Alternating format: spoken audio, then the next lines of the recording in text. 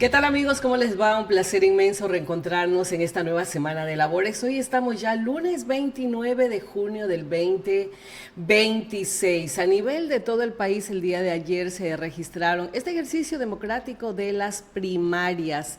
Vamos a tener en el transcurso de esta semana algunos precandidatos a las diferentes dignidades de Machala, como también concejales y candidatos a prefectos. Pero Hoy vamos a hablar de un tema que creo que nos debe preocupar a todos los ecuatorianos, en especial a quienes vivimos en zonas costeras. Lo que sucedió el 24 de junio en Venezuela ha llenado de inquietud al mundo científico, a este segmento tan importante que estudia las placas tectónicas, más que nada la conducta de nuestro planeta en lo que tiene que ver a la actividad sísmica, donde se registraron 2 terremotos de manera simultánea. Estamos hablando lo que sucedió justamente en nuestro hermano país de Venezuela, donde aún siguen rescatando víctimas, siguen removiendo escombros. Hemos invitado esta mañana al representante de la unidad sísmica del Oro, esta unidad sísmica que se creó a nivel nacional, para preguntarle qué fue realmente lo que pasó en Venezuela, por qué tan devastador fue este terremoto de 7.2 y 7.5 que se registró en el hermano país. Estamos con la presencia del ingeniero Félix López Machuca, a quien le damos la más cordial bienvenida. Mi querido Félix, un gusto tenerte aquí en Orovisión. Muchas gracias, ya en la oportunidad de compartir nuevamente este espacio de información. Creemos que es muy importante hacerlo. Primero quiero más que todo saludar a los familiares de las personas que han fallecido en este terrible sismo que ha ocurrido en nuestro país. Y tantos venezolanos que tenemos en este cielo ecuatoriano, suelo ecuatoriano. Tenemos muchos venezolanos, para ellos nuestra solidaridad en estos momentos muy difíciles que tienen.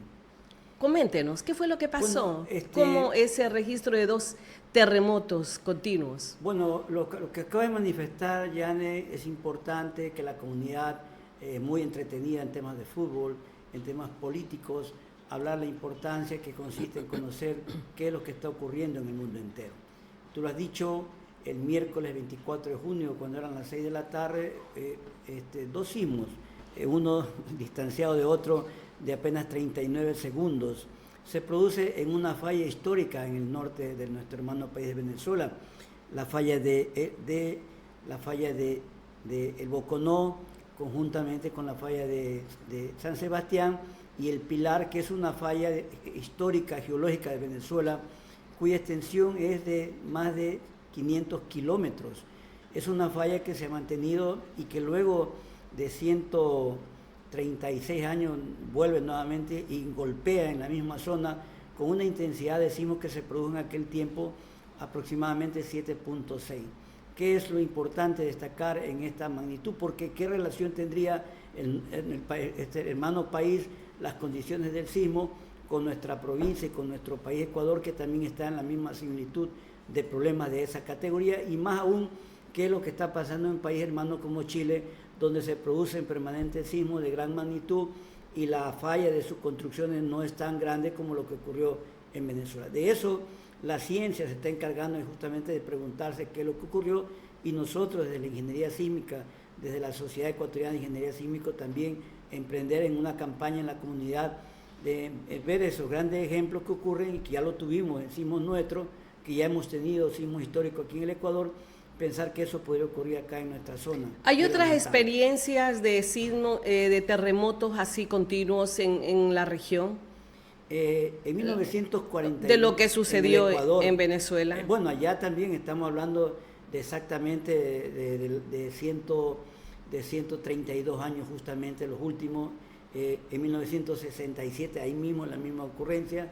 Es decir, hay fenómenos similares que la historia lo ha determinado. Entonces, ¿cómo funciona esta falla geológica? Las fallas geológicas son producto de ese sistema histórico de subducción de las capas tectónicas que tiene la corteza terrestre. Y algo importante para la comunidad que está entendida en el tema, esta acción de las capas tectónicas en movimiento se incrementa con la temperatura de la Tierra, y por eso el cambio climático, el calor intenso que soportamos En algún momento los viejos, los antiguos nuestros decían que en épocas de grandes calores era simplemente una preindicación de que estábamos en una proximidad de un temblor o de un sismo. De manera que el calentamiento de la Tierra produce mayor incremento en esta acción de las placas tectónicas en el mundo entero. Se dice que los terremotos no se los puede predecir, no obstante, ya la tecnología hoy en día, los mismos celulares ya te alarman segundos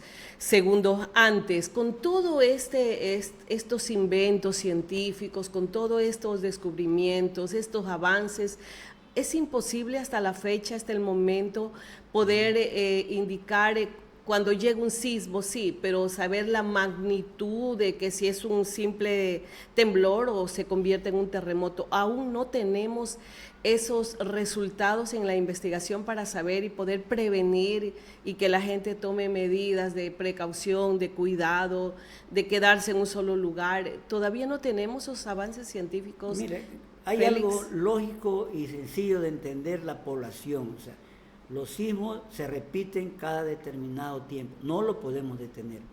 Los sismos provocan daño en las comunidades y la memoria sísmica tenemos que mantenerla, acudir a la memoria histórica de los sismos que han ocurrido en nuestra región, porque en el tiempo se vuelven a dar.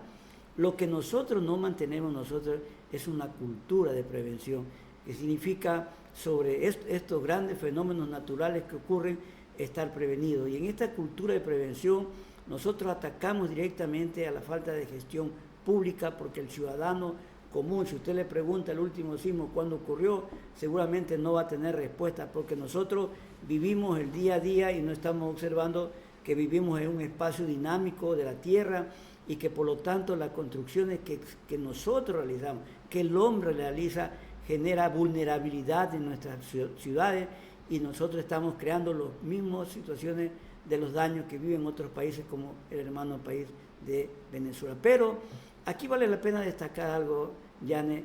En Venezuela, en esta zona de La Guaira, que es una ciudad hermosa, muy bonita, que es la puerta de entrada del país en Venezuela, equipada con construcciones muy altas. Acá nuestra ciudad de Machala tiene algunas edificaciones altas, el Ecuador tiene edificaciones altas, pero la mayoría de nuestras edificaciones son para espacios como los que estamos en estos momentos viviendo. En Venezuela, las casas de esos grandes edificios son para viviendas, muy diferente a lo que hacemos acá en el Ecuador.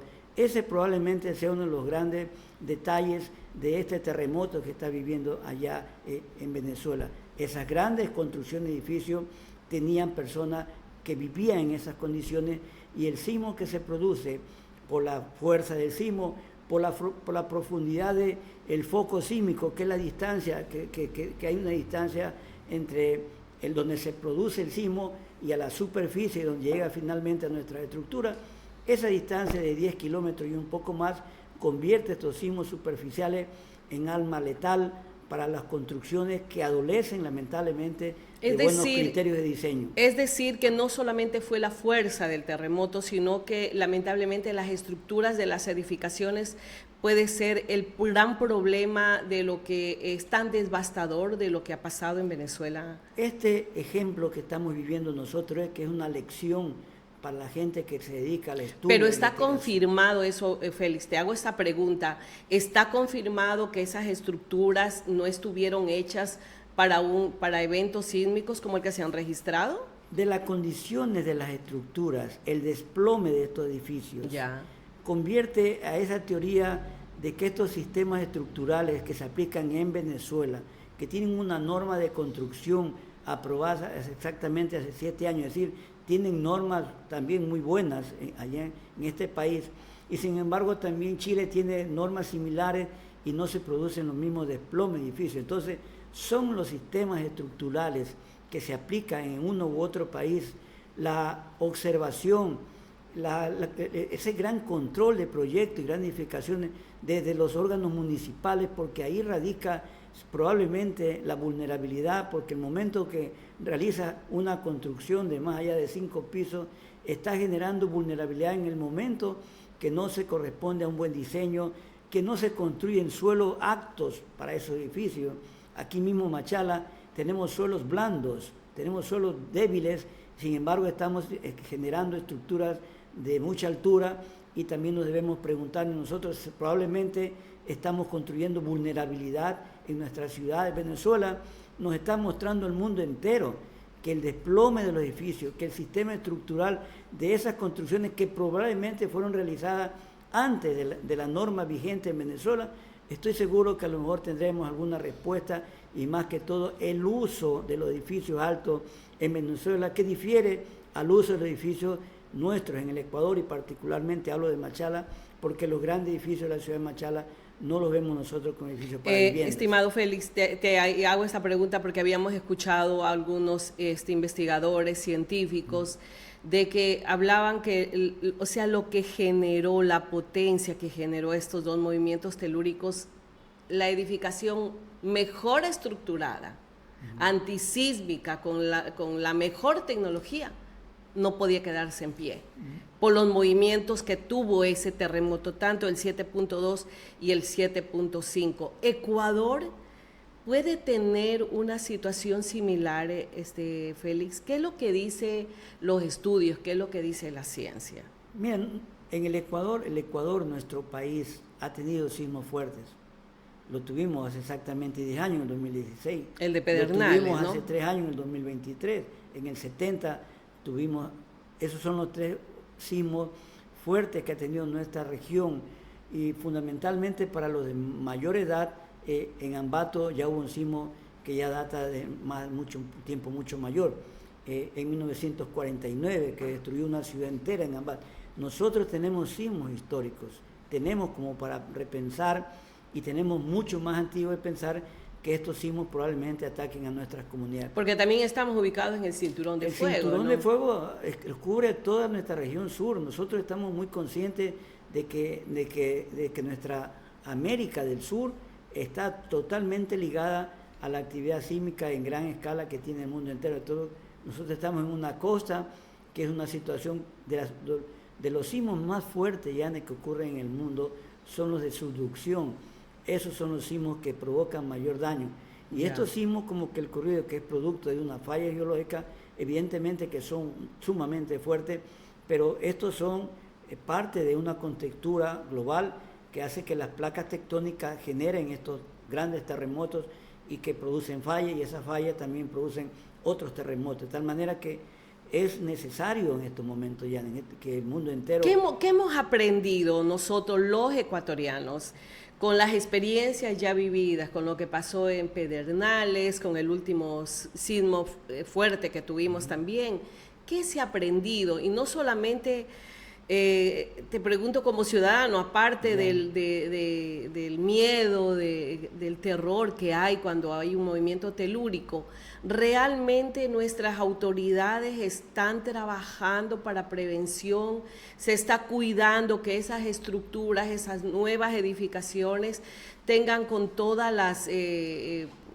las credenciales necesarias, los certificados necesarios, la estructura necesaria para poder garantizar oficinas, vivienda, donde la gente vive, mi querido Félix? ¿Qué hemos aprendido realmente? Yo creo que de las lecciones aprendidas de los sismos que hemos nombrado, yo creo que hemos aprendido muy poco. Instituciones encargadas para hacer este tipo de control, casi que te puedo decir que no tiene técnico especializado.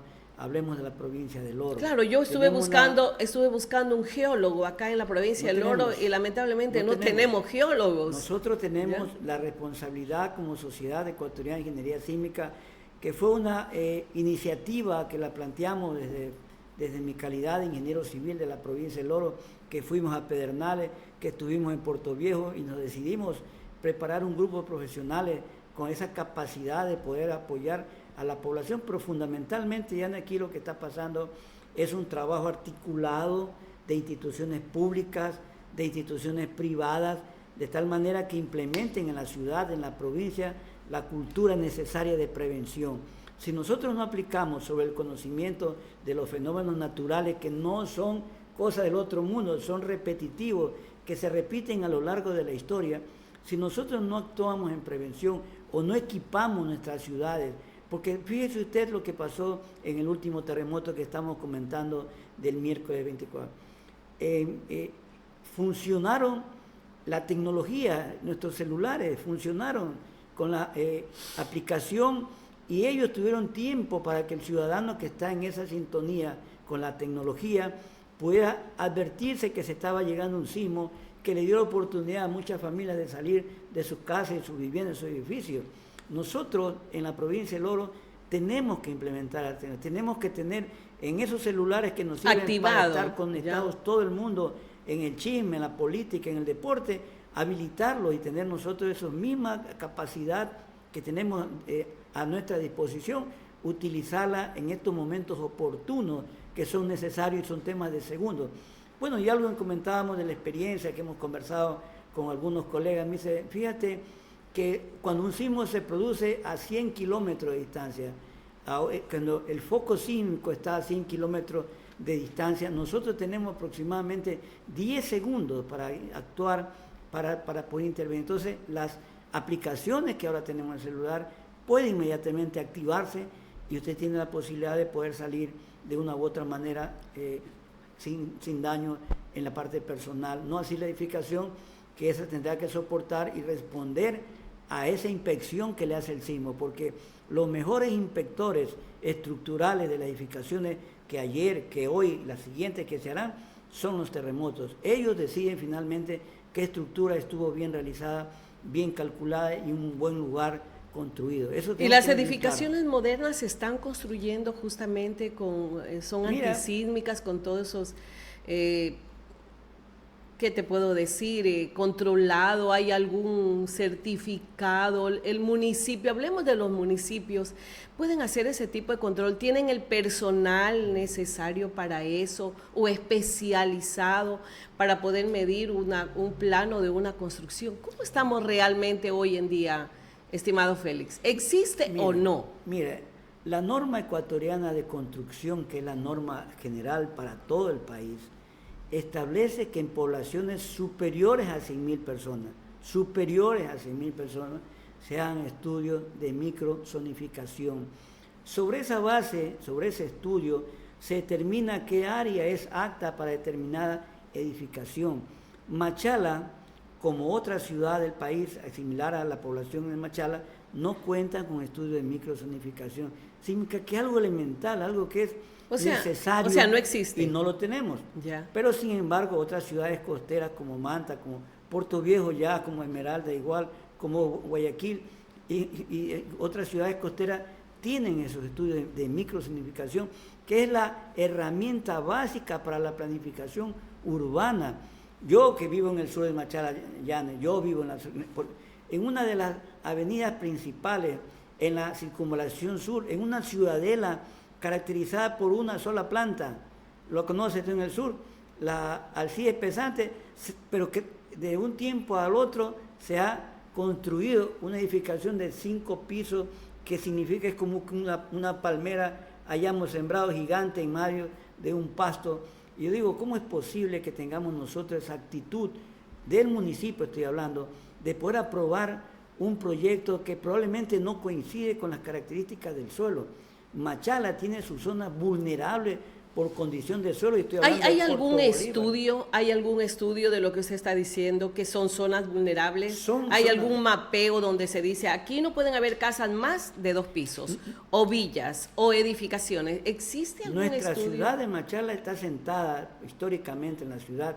Es un suelo que en la técnica, nosotros en la ingeniería le llamamos suelos blandos. Esos suelos blandos están caracterizados en Machala por una capa de 2 metros de tierra, de arcilla, y abajo de los 2 metros. O sea, estamos hablando que en el sur de Machala no podría construirse. Ese tipo de estructura no, por su característica, por su morfología del suelo, que es una condición que nos establece a nosotros por estudio geológico, que esa contextura del suelo tiene 2 metros de arcilla, tiene 4 o 5 metros material fino, arena, y a una profundidad mucho mayor de 35 metros apenas tenemos un suelo un poco más duro. Por eso las nuevas construcciones en Machala se edifican sobre pilotes. Evidentemente, a pesar de aquello, la construcción del Consejo Provincial, que fue diseñada hace más de 35 años, que se construyó sobre pilotes de hormigón, es una estructura totalmente rígida, resistente, pero sin embargo de aquello falló. Es decir, el sismo del 2023 para nosotros, para la ingeniería, probablemente para los científicos, fue un fenómeno que nos alerta a la ciudad de que esto es una zona proclive a grandes daños si no lo controlamos a tiempo. Y más que nada, considerar obras importantes como la que se están construyendo hoy en día en Puerto Bolívar. Hace días atrás escuchamos a una activista política hablar de que se cayeron las 2 plataformas del muelle de cabotaje construido por la prefectura de El Oro. Se está construyendo también el muelle de la Casa de la Cultura, que así lo llamábamos, este muelle cultural. ¿Debería hacerse con pilotaje? ¿Se está revisando de que esas estructuras, nuevas estructuras, se estén haciendo de la manera técnica, de la forma correcta, de lo que dice la física, lo que dice los estudios necesarios para hacer una construcción duradera? Yana, yo antes del sismo del 2023, por ese interés que me ocupa a mí de hace mucho tiempo atrás, de revisar estructuras, es una forma que yo la tengo, creo, de hace mucho tiempo atrás, me permití revisar la parte inferior de esa gran construcción histórica de Puerto Bolívar. Y ya veíamos la falla, y algún rato lo hicimos público en entrevistas, y decíamos que ese muelle estaba en condición de vulnerabilidad por el robo, lamentablemente, que se generó sin control alguno. La Casa de la Cultura no hizo el control respectivo, se fueron robando sí, parte de la estructura. Hubieron estudios que hablaban de la vulnerabilidad. Sí. Pero entonces, ¿cuál es el problema en nuestra ciudad? Aquí se han hecho algunos trabajos de reforzamiento estructural y de construcciones nuevas en la ciudad de las instituciones públicas, pero yo le pregunto, Yane, ¿como cuáles? El mismo muelle portuario, el mismo construcción histórica asentada sobre más de 100 pilotes, que es lo que se está manifestando. Pero ahí un problema de liquefacción que se vivió ahí en ese lugar. Entiendo yo que los técnicos que están debieron haber llamado a la ciudadanía, primero porteña, a los ingenieros de la comunidad, a la sociedad en general, para explicar qué tipo de obra se va a ejecutar, porque allí teníamos nosotros un laboratorio de experiencia de lo que ocurrió hace poco tiempo atrás, en el 2023, en marzo del 2023, pero estamos construyendo una edificación mucho más grande sobre un suelo que nos demostró a la larga que es un suelo inestable, que produjo la falla y la caída y el desplome del muelle histórico de Puerto Bolívar. Entonces, ahí estamos, como quien dice, estamos cortando en el mismo lugar donde fallamos. Entonces, a mi criterio... Pero a ver, seamos más específicos, ingeniero. ¿Es antitécnico lo que se está construyendo hoy en día? ¿Eso nos quiere decir? No es antitécnico, es falta de sentido común, porque el sentido común lo tenemos todos. La técnica puede hacer maravillas en cualquier... Es el sentido común que a mí me establece que en un sitio que falló la estructura por un proceso de liquefacción, que me indica que a lo largo del muelle de Puerto Bolívar, por sus características morfológicas, por sus condiciones mecánicas del suelo, ahí teníamos que hacer una estructura acorde a ese terreno. Estamos haciéndole una masa enorme de gran ingeniería, pero no nos damos cuenta que es la interacción solo estructura la que probablemente nos llame en un momento determinado la atención, como nos llamó la atención. O sea, no se ha corregido entonces. Debió haberse corregido a tiempo. No se ha corregido donde van a ir plantadas las bases, porque el suelo, el lugar, va a permitir que colapse en un terremoto. Mire, que volvamos a tener. Eso es lo que nos está diciendo. Correcto. Y el muelle de Puerto Bolívar, los muelles nuevos, hablamos del 2, del 3, que son muelles antiguos que se realizaron, y sobre aquellos se construyeron el 4, el 5, el 6. Estamos hablando del muelle de autoridad portuaria. Del muelle de autoridad portuaria. Nosotros, mire, ahí no se topó en nada. Los muelles 2 y 3 sabían que es un tema que no se puede tocar, porque es una estructura que tiene de mucha antigüedad y que tiene problemas de composición del suelo, pero igual se construyó los muelles 4, 5 y 6 con un estudio de suelo, con geología, con todo. Se incrementaron con grandes pilotajes de una mayor altura, digamos, de largo. Y eso ha construido un muelle que finalmente pues tendrá que responder ante la historia. Pero nosotros, lo que hacemos nosotros dentro de la ingeniería es que si tenemos ciencia, tenemos estudios, lo práctico que hace la ingeniería es acudir a la ciencia para poder determinar qué mejor podemos hacer por una ciudad o por una obra determinada. ¿Qué mensaje le daría a las autoridades? Vamos a tener nuevas autoridades a partir del 29 de noviembre, porque yo creo que es el momento de ponerse a pensar de lo que pasa este país hermano de Venezuela y lo que podría pasar, porque estamos vulnerables también como país, como Ecuador, donde estamos asentados. ¿Cuál es la recomendación y el mensaje que da a las autoridades y por supuesto a la comunidad, ingeniero? Diane, yo quería en esta importante conferencia o charla que nos brindamos a la comunidad, yo ayer chequeaba un río que baja de las montañas por la zona de San Juan de Cerro Azul. Ya. Ahí hay un río caudaloso que alimenta el río Eso, si no me equivoco, es por Chilola, baja el río Atahualpa. Chilola, va bajando por el Chilola, pasa por todo San Juan de Dios, y me quedo observando el lecho del río, y tú ves un río lleno de piedras, digo, y sin embargo abajo tenemos grandes problemas de desbordamiento de ríos en la parte baja, ya digo, es falta de prevención. Tenemos maquinaria para hacer la limpieza de cauces de ríos y evitar que en una inundación, un incremento de lluvia, tengamos nosotros que salvar ciudades y ciudadanos que probablemente pierdan su vivienda. O sea, falta de sentido común, falta de prevención, y no tenemos instituciones robustas como gestión de riesgo, que debe estar liderando el trabajo articulado de la educación. El Ministerio de Educación tiene que entender que tenemos grandes construcciones antiguas, donde ahí tenemos 1.000, 2.000, 3.000, 4.000 estudiantes, caso 9 de octubre, que ya tienen una infraestructura de más de 50 años.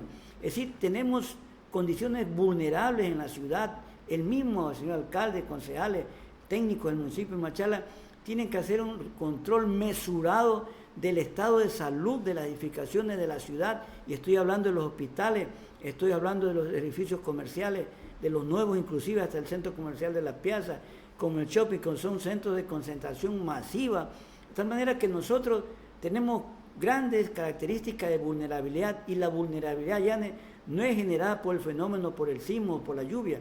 La vulnerabilidad la estamos creando nosotros mismos, porque le estamos dando la espalda al riesgo, le estamos dando la espalda a esos grandes fenómenos que probablemente ataquen a la población. Entonces, para eso está la sociedad sísmica. Nosotros no percibimos sueldo de Estado, nosotros somos accionistas de una ciudad, somos representantes de una comunidad responsable, que quiere decir, a ver un ratito, señores, gestión de riesgo, tiene que estar aquí ingenieros geólogos, tú lo dices, Yane, una ciudad que necesita ingenieros que no civiles, tengamos un geólogo, que tengamos nosotros o un ingeniero estructurista, técnicos estructurales, que estamos hablando, campos, pues. Que se fortalezca en los municipios. Mire usted, y que sea una obligación, ingeniero López, la unidad de gestión de riesgo que hoy funciona en cada municipio de la provincia del Oro, que son 14 cantones. Nosotros debemos incrementar profesionales de la provincia o fuera de aquí de la provincia, especialistas capaces de determinar los riesgos de nuestras poblaciones y aplicar los planes de contingencia, porque a estas alturas la provincia del Oro, ningún municipio presenta un plan de contingencia respecto a lo que va a ocurrir de aquí a próximos días sobre el fenómeno del Niño, y peor aún un fenómeno natural como un sismo, un terremoto que pueda pasar. Entonces yo lo hablo bajo esa óptica de ciudadano responsable, de un profesional que me preparé justamente dentro de la rama de la ingeniería civil para apoyar a mi ciudad, y de tal manera que ahora ya que hay esa opción, ese ejemplo, ese espejo que vimos en otro país, Venezuela, donde mira lo que está fallando. Son 72 horas al momento que se produce un sismo, hay 72 horas de probabilidad de vida, pero lógico, si hay una posibilidad de tener maquinaria, ayuda técnica profesional, equipos, expertos, grupos que se deberían preparar en la población para que esos 72 horas se conviertan como un espacio de vida probable, y no tener que pasar las 72 horas a recoger cadáveres. Nosotros necesitamos accionar equipos de socorro, que ya no lo tenemos. No hay equipos de socorro en la provincia, en la ciudad. Los vemos como que fueran solamente personas o ciudadanos que solamente hacen comentarios. Pero nosotros necesitamos grupos de socorro, mismo cuerpo bombero articulado con ellos, un equipo completo capaz de salir al frente en la necesidad y en la respuesta de un fenómeno natural. Los desastres no son naturales, los desastres son generados por la inobservancia, por la falta de preocupación de nuestras autoridades y por la misma falta de cultura de la ciudad de los ciudadanos que no entienden que los fenómenos naturales se repiten y tenemos que acudir a la memoria histórica para prepararnos adecuadamente y responder como corresponde. Así es, mi querido Félix.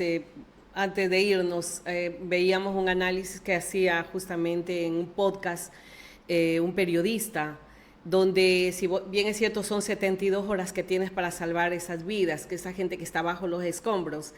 Fue tanto el dolor de los venezolanos que comenzaron en viajar a ese punto del epicentro, en bicicleta, en moto, en una serie de vehículos, y que generó un caos, más bien para que pase la maquinaria, para que pueda circular los vehículos de emergencia, poder ayudar para remover los escombros y poder rescatar a tanta gente. O sea, la gente que quiso ayudar, más bien se convirtió en un cuello de botella, y no permitía que avancen las unidades de socorro, la maquinaria, para poder salvar a tanta gente. Imagínense, eso significa que no solamente el ciudadano común y corriente no está preparado, sino que no hubo la logística necesaria, no se tomaron medidas de parte de las autoridades para poder dejar libre paso para que estas unidades de socorro, esta maquinaria,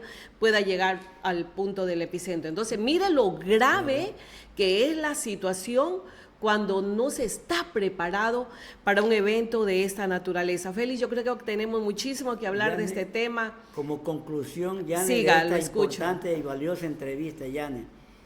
Mire, el terremoto que ocurrió el miércoles 24 de junio en Venezuela, como lo manifestamos en una falla geológica de 500 kilómetros de longitud al norte del hermano país de Venezuela. El foco sísmico es que es el lugar donde se produce el sismo. A la ciudad de Guaira, la ciudad donde se producen los daños y la caída de edificios, es una longitud de cientos de kilómetros y allí se provocan los mayores daños. Entonces la pregunta que nosotros debemos responder, ¿cómo es que tan distante del foco sísmico se produjeron tantos daños en una ciudad, el desplome de edificios, más de 250 edificios y pérdida de vida humana, más de 1.500 personas hasta el momento contadas? Entonces, las ciudades, durante un sismo, cuando encuentran arena, cuando encuentran tierra, se amplifica la onda sísmica y produce el daño. Nosotros estamos en un suelo blando.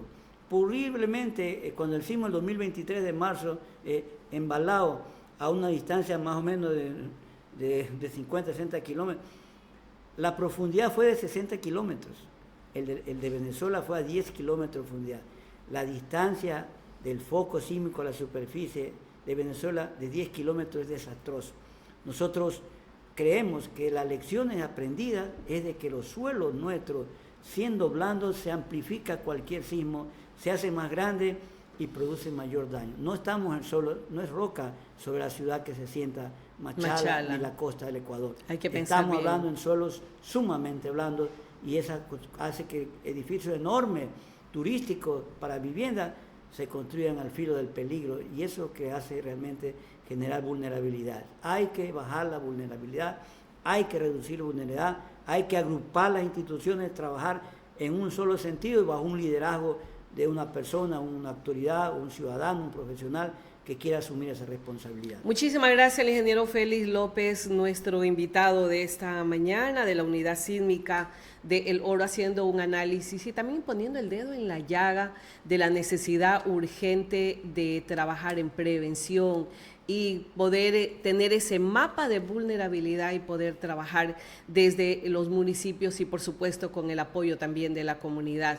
Si bien es cierto, un terremoto no se puede predecir, lo que sí podemos evitar que un evento natural se convierta en una tragedia humana y tenemos que seguir trabajando, abrir espacios como estos para seguir hablando también de temas que nos interesan a todos. Bien, amigos, gracias por acompañarnos y que tengan un maravilloso inicio de semana. Buenos días.